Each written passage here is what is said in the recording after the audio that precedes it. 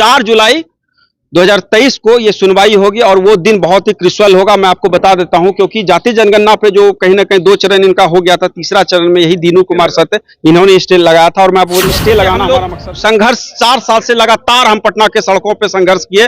2 साल तो हमारा पटना के सड़कों पे ऐसा कोई जगह नहीं रहा, चाहे वो गर्दनी बाग का धरना स्थल हो, चाहे वो गांधी मैदान का हो, या डाक बंगला चौराहा हो, इनकम टैक्स गोलंबर हो, चाहे हाई कोर्ट का पटल हो, हर जगह पे बता दो सरकार के इतने सारे लूप पोल हैं। और कोई भी नियमावली जब आप लाते हैं तो पुराने नियमावली को आप पहले क्रैश करना पड़ता है, लेकिन ऐसा कुछ नहीं कि आज भी वो नियमावली एज यूजुअल है और नया नियमावली आप थोप देते हैं, तो उसको सबसे पहले आपको कहीं ना कहीं क्रैश करना पड़ता है। उसको पूरी तरह से करने के बाद ही आप एक नया सिलेबस दिया। और सबसे बड़ी बात है, सरकार पे हम लोग को भरोसा नहीं है, क्योंकि ये सरकार कभी भी ये कभी कह सकती है कि आज बीपीएससी से दो, कल यूपीएससी से दो, फिर कहेगी इंटरव्यू दो।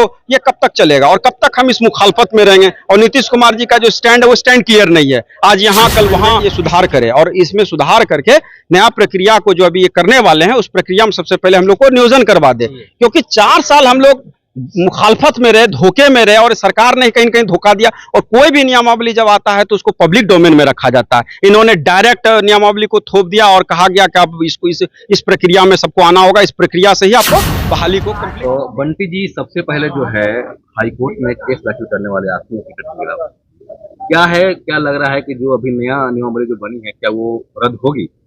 देखिए, निश्चित तौर पे अभी जो हम लोग लड़ रहे हैं, चाहे एस्टेट हो, बीटेट हो, सीटेट हो, सारे साथियों के साथ हम लोग बने हुए हैं। और माननीय हाईकोर्ट में हम लोग का केस जो लिस्टिंग हुआ था, पिछले माह में हम लोग केस किए थे और अभी इस माह में जो 1 महीने के बाद कोर्ट खुला, तो इस कोर्ट केस में हमारा मामला टोकन नंबर के साथ कल हमारा केस नंबर आया था 8796/2023। उसी के बाद आज फर्स्ट डेट में फर्स्ट हियरिंग भी हुआ और मेन जो हमारे चीफ जस्टिस हैं उनकी अगुवाई में हुआ और हमारे जो सीनियर एडवोकेट दीनू कुमार थे और हमारी मैम रितिका रानी, उनके साथ हमारा सुनवाई हुआ, जिसमें एडवोकेट जनरल सरकारी वकील जो थे पीके शाही उनके में हुआ और जिसमें हमारा एक डॉक्यूमेंट्स था आईए हमने फाइल नहीं कर पाया था। वजह था क्योंकि 15 जून और 12 जुलाई के बीच में ये प्रक्रिया प्रारंभ हुआ और हमारा केस जो लिस्टिंग हुआ था वो 19 मई को ही हुआ था, जिसके वजह से आजकल जो पटना हाईकोर्ट का है उसमें एक रूल होता है कि आप आईए फाइल आपके विटनेस में होता है, तो जो ऑथ ऑफिसर होता है उनके समकक्ष होता है। तो वो डॉक्यूमेंट की वजह से आज हमारा पहला डेट था। अब अगला डेट जो है हमारा 4 जुलाई को है। तो आज जो सुनवाई हुआ है उस सुनवाई में आपको क्या भरोसा मिला है? सुनवाई में निश्चित तौर पे, क्योंकि जिस तरह से हम लोग सेटिस्फाइड, हमारे सीनियर एडवोकेट ने सेटिस्फाइड किया और कहीं ना कहीं हमारी मैम भी, रितिका मैम थी, और निश्चित तौर पे बोला गया है कि आपके जो लूप पोल हैं, सारा लूप पोल का हमारा मेंशन है। 12 मार्च का रिजल्ट, 21 जून का रिजल्ट, 26 का लेटर, चाहे 29 का डाटा, चाहे जो नोटिफिकेशन था, या जिस तरह से हम लोग को 4 साल धोखे में रखा गया और जिस तरह से फिजिकल टीचर वाले को ज्वाइनिंग करवाया और जिस तरह से नियोजन प्रक्रिया ये करने वाले थे। और आप अभी जो जितने भी नियोजित शिक्षक हैं सबको इसी नियमावली पे बिहार बीपीएससी ट्राई में ये ला दिए और जो पास हैं, अपेयरिंग हैं, जो ऑलरेडी डीएलएड हैं या बीएड हैं या सीटेट अपेयरिंग हैं, उन सबको मौका दे दिया। और लगातार मतलब 1,70,000 जो सीट है उसी सीट पे कह रहे हैं सबको आके इस एग्जाम दो। एग्जामिनेशन देने की बात जहां तक बात है, अगर एग्जामिनेशन ही देना था तो 4 साल ये सरकार में ऑलरेडी थे, नीतीश कुमार ऑलरेडी सेंटर में थे, महागठबंधन में से पहले एनडीए गवर्नमेंट में थे, सेंटर में तो वही थे, उनको किसने रोका था? लेकिन इन्होंने ऐसा प्रक्रिया, जटिलतम प्रक्रिया किया जिसमें कई सारे ऐसे लूप पोल हैं। उस सारे लूप पोल के साथ हमारा ये कहना है कि हम लोगों का नियोजन करवा दीजिए और बिहार बीपीएससी हो या कोई और प्रक्रिया को करना हो, उससे हमको कोई दिक्कत नहीं। लेकिन हम लोग का 7वां चरण के जो अभ्यर्थी कहीं ना कहीं इंतजार में थे, 4 साल इंतजार में देखे थे और ज्वाइनिंग आप करवाने की बात किए थे और लगातार आप सदन के पटल पे भी बोले, मीडिया में भी बोले, लगातार आप 55 मिनट का प्रेस कॉन्फ्रेंस भी किए थे 12 मार्च को कि हम 24,599 एग्जैक्ट यही रिजल्ट है, इनकी नौकरी पक्की सुनिश्चित। लेकिन सारे के उलट आपने एक नया नियमावली थोप दिया जिसको हम कोर्ट केस में इसको वैलिडिटी चैलेंज के तौर पे हमारे सीनियर एडवोकेट दीनू कुमार और हमारी मैम रितिका रानी के अध्यक्षता में इस केस को लड़ा जा रहा है पटना हाईकोर्ट के पटल पे। 4 जुलाई 2023 को ये सुनवाई होगी और वो दिन बहुत ही क्रिशल होगा। मैं आपको बता देता हूं, क्योंकि जाति जनगणना पे जो कहीं ना कहीं 2 चरण इनका हो गया था, तीसरा चरण में यही दीनू कुमार सत्य इन्होंने स्टे लगाया था। और मैं आपको स्टे लगाना हमारा मकसद नहीं, हमारा मकसद है कि नियमावली में अमेंडमेंट ये सुधार करे और इसमें सुधार करके नया प्रक्रिया को जो अभी ये करने वाले हैं उस प्रक्रिया में सबसे पहले हम लोग को नियोजन करवा दे, क्योंकि 4 साल हम लोग मुखालफत में रहे, धोखे में रहे, और सरकार ने कहीं न कहीं धोखा दिया। और कोई भी नियमावली जब आता है तो उसको पब्लिक डोमेन में रखा जाता है। इन्होंने डायरेक्ट नियमावली को थोप दिया और कहा गया कि अब इसको इस प्रक्रिया में सबको आना होगा, इस प्रक्रिया से ही आपको बहाली को कंप्लीट करना होगा। लेकिन आपको बता देते हैं, उस समय भी स्टेट 19 में 11 के बाद 19 में हुआ और लगभग 10 साल के बाद हुआ। और 10 साल के बाद हुआ तो उसमें जिस तरह की प्रक्रियाएं होनी थी, वो प्रक्रिया में 2 ऑफलाइन एग्जाम हुआ, फिर एक ऑनलाइन एग्जाम हुआ। कोरोना काल में हम लोग बहुत दूर दूर से आके एग्जाम दिए थे। मैं खुद भागलपुर से आता हूं, भागलपुर से अपना खुद का गाड़ी रिजर्व करके उस कोरोना पीरियड में दिया था, और बहुत ही टफ एग्जाम था, नेट जेआरएफ लेवल का क्वेश्चन था। लेकिन दुर्भाग्य क्या कह लीजिए कि उस पूरे प्रक्रिया को इन्होंने चेंज करके बिहार बीपीएससी ट्रायल ला दिया। बिहार बीपीएससी भी लाया तो उसमें 2 एग्जाम लाया। एक एग्जाम तो नॉर्मल कहते हैं, उसको क्वालिफाइंग करना होगा, दूसरा एग्जाम जो है निगेटिव मार्किंग के साथ है। निगेटिव मार्किंग में भी वो भी ऐसा सिलेबस दिया, एकदम आईएएस लेवल का सिलेबस दिया। और सबसे बड़ी बात है, सरकार पर हम लोग को भरोसा नहीं है, क्योंकि ये सरकार कभी भी ये कभी कह सकती है कि आज बीपीएससी से दो, कल यूपीएससी से दो, फिर कहेगी इंटरव्यू दो। ये कब तक चलेगा और कब तक हम इस मुखालफत में रहेंगे? और नीतीश कुमार जी का जो स्टैंड है वो स्टैंड क्लियर नहीं है, आज यहाँ कल वहां। इसी के वजह से बिहार का कोई भी अभ्यर्थी इस पर विश्वास करने के लिए तैयार नहीं। और बहुत सारे ऐसे साथी जिसका एज बाउंड्री लाइन को क्रॉस कर गए, और एज बाउंड्री लाइन को क्रॉस कर गए, जिसके वजह से कहीं बहुत सारे अभ्यर्थी इस बात को लेकर बहुत चिंतित हैं कि हमारा एज क्रॉस कर गया।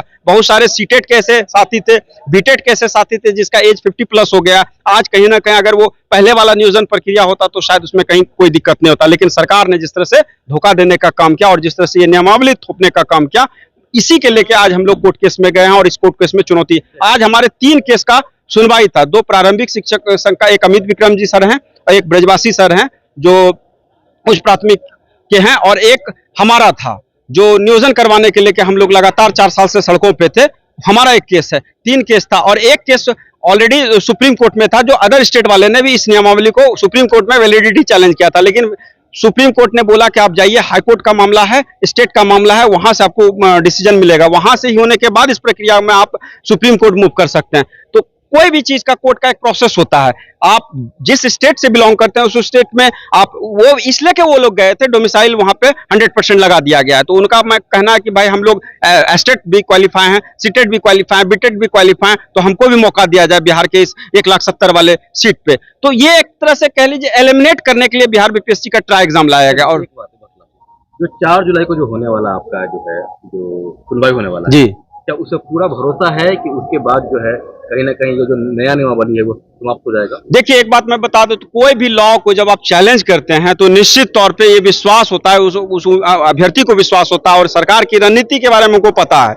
लगातार जिस तरह से कई सारे अपर मुख्य सचिव को इन्होंने चेंज किया, लगातार माध्यमिक शिक्षक निदेशक को चेंज किया, अभी हाल ही फिलहाल में प्राथमिक निदेशक को भी इसने चेंज किया, और लगातार ये प्रेस कॉन्फ्रेंस कर रहे हैं, लगातार ट्विटर पे ट्वीट करते रहते हैं। तो इससे समझिए कि सरकार कहीं न कहीं डरी हुई है। पिछले दिनों, आज से 2 दिन पहले हमारे बहुत सारे साथी गए हुए थे सचिवालय, वहां बोला गया था हम 2 वकील को खड़ा किए हैं। मैं आपको बता दूं, सरकार के इतने सारे लूप पोल हैं, और कोई भी नियमावली जब आप लाते हैं तो पुराने नियमावली को आप पहले क्रैश करना पड़ता है। लेकिन ऐसा कुछ नहीं कि आज भी वो नियमावली एज यूजुअल है, और नया नियमावली आप थोप देते हैं तो उसको सबसे पहले आपको कहीं ना कहीं क्रैश करना पड़ता है। उसको पूरी तरह से करने के बाद ही आप एक नया नियमावली ला सकते हैं, और पब्लिक डोमेन में उस नियमावली को रखा है। उससे प्रभावित हुए लोग, चाहे वो शिक्षक संघ हो, अभ्यर्थी हो, चाहे कोई भी हो, उससे जुड़े हुए लोग को कहीं ना कहीं उसके बारे में उस पर आपत्ति लिया जाता है। लेकिन ऐसा लॉ इन्होंने लाया जो सिर्फ एक तुगलकी फरमान कह लीजिए कि दे दिया कि भाई इसको इस चरण से इस तरीके से बहाल आपको होना पड़ेगा, तभी जाके आप शिक्षक बन सकते हैं। अपने बारे में थोड़ा बता के अपना। देखिए, सबसे पहले मैं आपको बता दूं, मैं भागलपुर से आता हूं और मैं हिंदी से एसटीईटी पास हूं। सीटेट हमारे बीटेट साथी एस्टेट भी ये भी हैं